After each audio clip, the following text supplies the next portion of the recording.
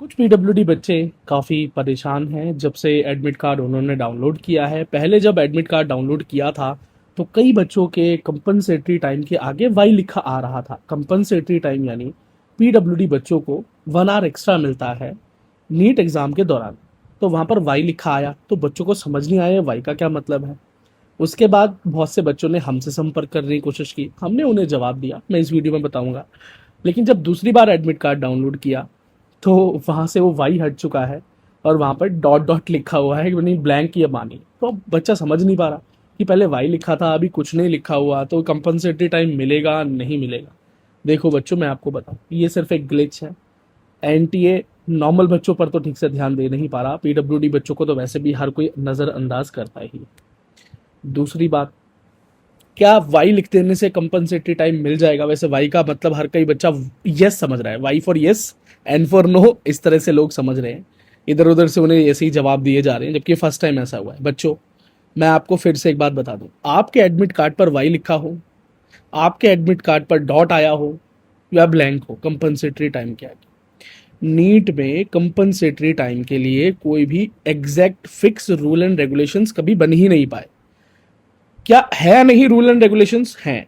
अगर हम rule and eligibility की बात करें तो एनटीए द्वारा दी गई एलिजिबिलिटी ये कहती है कि वो बच्चा जिसे कुछ इस प्रकार की समस्या है, या तो वो अपने नीट क्वेश्चन पेपर को पढ़ नहीं सकता, तो उसको कोई हेल्पर चाहिए जो उसको रीड आउट करके दे क्वेश्चन। रीड सिर्फ पढ़ेगा और बोलेगा, समझाएगा नहीं। और अगर बच्चा अपने ओएमआर शीट को फिल नहीं कर सकता है, अटेंडेंस नहीं फिल कर सकता है, तो उस बच्चे को कोई इस प्रकार का हेल्पर दिया जाए जिसे स्क्राइब कहते हैं, कि वो ओएमआर शीट भर दे, है ना, सर्कल लगा दे, बच्चे के खाना पूर्ति जो चीजें होती हैं वो कर दे।